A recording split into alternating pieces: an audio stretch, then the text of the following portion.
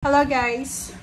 Hello Taurus! Welcome dito sa aking channel, Kapalaran 888. Welcome guys! Alamin natin kung anong messages, vibration, energy gabay para sa lahat ng Taurus. Taurus, this is for the unexpected sa 2026. So, tingnan natin. Advanced reading siya.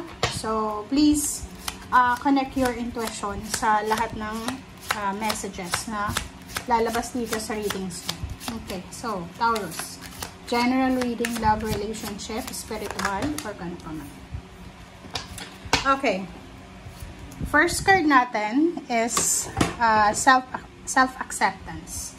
Okay, yung unang baraha mo dito is sinasabi ng baraha sa atin, Taurus, na kailangan natin tanggapin ang ating sarili. So, maybe for the past few years or few dekada, na lalo yung mga edad na Taurus, na nilalaban mo pa rin kung ano yung gusto mo. Which is, may mga times sa ganun na kahit anong gawin natin, talagang ganun na So, this 2026, if may mga instances na, like, parang imposible na, you need to accept na talaga. Okay, Taurus? So, ang example dyan is, halimbawa kung isa kang professional, may trabaho ka na gustong pasukin or company. Okay, kasi ganun may gusto kang company resonated ako dito during my 20s. Parang ganun. Yung kakagraduate mo pa lang ng college, yung kahit maraming mga offers, meron kang prospect Ito yun Ito yung company na nakita ko sa newspaper Parang gano'n sasabihin mo. Ito yung company na naging goals ko habang nag-aaral ako na dito ako dapat magtrabaho. So, may mga times na hindi talaga para sa atin. Okay? Relationship, money, your dream house, your dream career. So, if ever lang na this 2026, kailangan mong lang siguro, just accept the reality, tanggapin mo yung sarili mo to lessen the guilt, or pwedeng bawasan natin yung sobra-sobrang expectation. Kasi pag masyado tayong expectant, yung lahat na lang ng gusto natin kailangan mangyari, which is pag hindi nangyayari, biniblame yung sarili, 'di ba? Yun doon pumapasok yung depression, anxiety, mental problems, kasi mga psychological problems, kasi ang daming expectation. So, in case sa'yo sa 2026, para mas mas healthy, mas kalmado yung buhay mo, pagpasok pa lang ng 2026 na January, just tanggapin natin. Mag-pray tayo na, Lord, sana kung ano man ang gawin mo sa akin, ano man ang blessings, tinatanggap ko ng maayos. If there's a trial, kasi tao lang tayo, puno-puno ng trials, ang prayer natin sa trials is, hindi natin malalagpasan yung trials na yan, but we need to ask God for guidance, protection, and strength. Okay? Na maging malakas tayo para, di ba, mapagtagumpayan natin lahat ng mga trials and mga tribulations na yun kung meron. Okay? Alright, so, ano pa ba ang additional messages? And love yourself. Yun yung pinaka-importante, Taurus, is mahalin mo ang sarili mo. Baka ngayong 2024, 24-25, masyado ka ng busy sa pagmamahal sa ibang tao. Oras na. Okay, oras na para tapusin mo yan na sobrang people pleaser ka. Focus sa sarili, self-love, self-care. Alright, sea turtle and otter. Initiations, conservations. Oh, diba? Sinasabi ng baraha dito, na, yun yung sabi ko sa'yo dito, na initiation, be open through this transitional time. Kasi minsan, diba, hindi natin matanggap, okay? May mga pagbabago. Halimbawa, 8 years ka na sa isang company, tapos, ngayong 2026, pwede kang ilipat ng ibang branches. Kaso lang, matagal ka nang nakatira malapit sa kasalukuyan mong pinagtatrabawan ngayon. So, there's a transition doon, may pagbabago na mahirap tanggapin. So, dito sinasabi, maging open tayo, okay? Maging open tayo sa lahat ng pagbabago na posibleng darating sa 2026. And, si Turtle, conservation, make conscious choices. O, itong make conscious choices na to, dapat yung mga choices natin this year of 2026 ay alam natin. Kasi minsan, di ba, may mga ginagawa tayo, options and choices, decision na ginagawa lang natin kasi bahala na eh. Yun yung uso eh. Yun yung in eh. Yun yung trend eh. Di ba? So, dito sinasabi na you need to be sure. Okay? You need to be parang concise, compact, or parang sure na sure ka sa kung ano man ang gusto mo sa taong ito. Okay?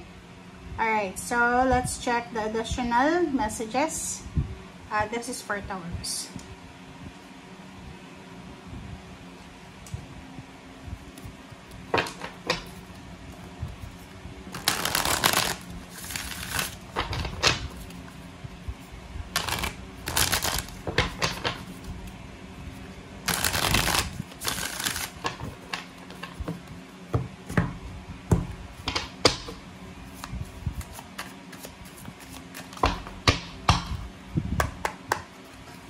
Okay. 9 of Swords. 7 of Swords. Okay. Princess of Wands and the Chariot. Wow. Sa ilalim mo ay Princess of Cups and then 7 of Wands and 3 of Swords. So, kung makikita mo dyan, Taurus, merong 9 of Swords, 7 of Swords. So, meron ditong Taurus sa 2026 na masyado ka sigurong nagtitiwala sa mga tao sa paligid mo. Kasi normally yung mga Taurus, sa lahat ng zodiac signs, ang Taurus yung sila sabihin na natin, mabuting tao. Sa lahat ng earth signs, sa lahat ng between Capricorn and Virgo, kayo yung talaga yung mabuting tao. Na pag sinabing mabuti, mabuti talaga. And sinasabi ng 9 of Swords dito na this year, mahihirapan ka na kilatisin kung sino ba talaga yung mabuti at masama sa'yo. Yung parang makakaramdam ka ng anong tawag dito? Balisa. Magiging balisa ka. Okay? And the 7 of Swords, mag-iingat ka. You need to be careful sa lahat ng mga tao na lumalapit sa'yo, sa mga kwento, ganyan, ganito. And there's a Princess of Wands plus the Chariot. Sinasabi ng Princess of Wands na yan na sa lahat ng plano mo for this year, kaya may conscious choices dyan na lahat ng plano mo ngayong taon, maging maingat ka. Especially travel ha. Kasi may Chariot dyan. If you are planning to purchase or buy a car, diba? Car.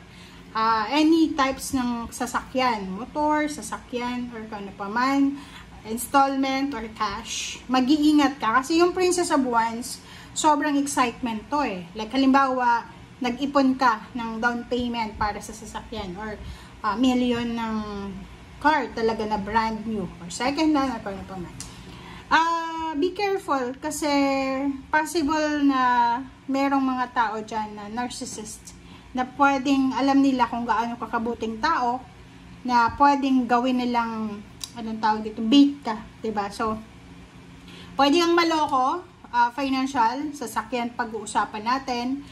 Yung mga gustong pumunta ng ibang bansa, kung yung bansang pupuntahan ninyo ay kailangan nyo ng working visa, yung visa talaga na like gusto mong pumunta ng ibang bansa na hindi yung hindi yung libre yung kung ano man ang libre, tapos babayaran mo na doon. Tapos yung trabaho, mataas yung sweldo mo dito eh. Mag-iingat ka ha. Huwag kang maniniwala sa kung saang agency. Dapat yung kausap mo ngayon is talagang legit siya. Okay? Iwasan mo din yung sobrang overthinking kasi hindi maganda yan sa taong ito.